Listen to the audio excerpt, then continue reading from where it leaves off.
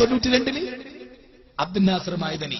ഇന്ന് അദ്ദേഹത്തോട് ഈ ഭരണകൂടം ചെയ്യുന്നത് ഭരണകൂട ഭീകരതയാണ്, തോന്നിയാസമാണ്, നീതിയില്ലായ്മയാണ്, സത്യം പാവമാണ് ആ മനുഷ്യരോട് ചെയ്യുന്നത്, യാതൊരു സംശയമില്ല.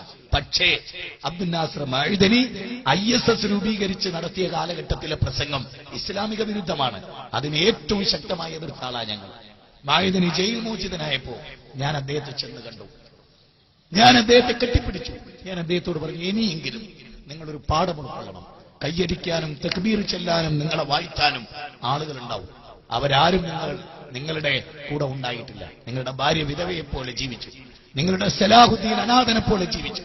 ഇവിടെ പലരും നിങ്ങളെ കൊണ്ട് പലതും പറയിപ്പിച്ചു. നിങ്ങൾക്കതുണ്ടാകരുത്. നിങ്ങൾ തൗഹീദ് മനസ്സിലാക്കണം, സുന്നത്ത് മനസ്സിലാക്കണം, ഖുർആനും സുന്നത്തും തീവ്രവാദമില്ലെന്ന് മനസ്സിലാക്കണം. മതം സമാധാനത്തിന്, തീവ്രവാദം നാശത്തിന് എന്നൊരു കേസറ്റും കൊടുത്ത് കുറെ കേസറ്റുകൾ കൊടുത്തു. എന്നിട്ട് അദ്ദേഹം എറണാകുളം സാൽവേഷനിൽ എന്റെ ക്ഷണം സ്വീകരിച്ചു വന്നു. 41 വിദ്യാർത്ഥികളെ അദ്ദേഹം കൊണ്ടുവന്നു, അദ്ദേഹത്തിന്റെ അനുജനെ കൊണ്ടുവന്നു. എന്റെ ജീവിതത്തിൽ ഓർമ്മകളാണ്. ആ മഅദനിക്ക് വേണ്ടി ഞാൻ മിക്ക സമയവും പ്രാർത്ഥിക്കാറുണ്ട്, എല്ലാവരോടും പറയാറുണ്ട്. അദ്ദേഹത്തോട് നമ്മുടെ ഭരണകൂടം ഒരുപക്ഷെ ഇന്ത്യയിൽ മറ്റൊരു പൗരനോടും ചെയ്യാത്ത ക്രൂരത അദ്ദേഹത്തോട് ചെയ്തു കഴിഞ്ഞു. കണ്ണ് കാണാനാവാത്ത അവസ്ഥയിലേക്ക് അദ്ദേഹം മാറി. മൂക്കിൽ പഴുപ്പ് ബാധിച്ചു, അദ്ദേഹത്തിന്റെ കിഡ്നിക്ക് തകരാറ് വന്നു, കാലിൽ പഴുപ്പ് ബാധിച്ചു, ഒരുപാട് രോഗങ്ങൾക്ക് അദ്ദേഹം വിധേയമാണ്. അദ്ദേഹത്തെ ചികിത്സിക്കുന്നു എന്നത് അവിടുന്ന് നുണപ്രചരണമാണ്.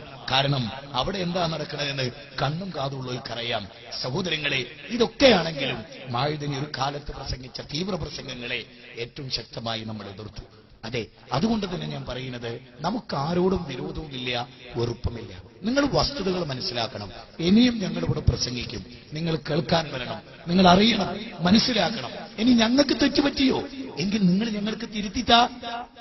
ഞങ്ങൾക്ക് നിങ്ങൾ തിരുത്തിത്ത. പെണ്ണിനെ പള്ളി തടഞ്ഞിട്ടുള്ളൂ, ആണിന് പള്ളി തടഞ്ഞിട്ടുണ്ടോ? അപ്പൊ മുജാഹിദുകൾ ഒരു പള്ളിയിൽ നിസ്കരിക്കാൻ കയറിയാൽ അവരെ ഇറക്കി വിടുക.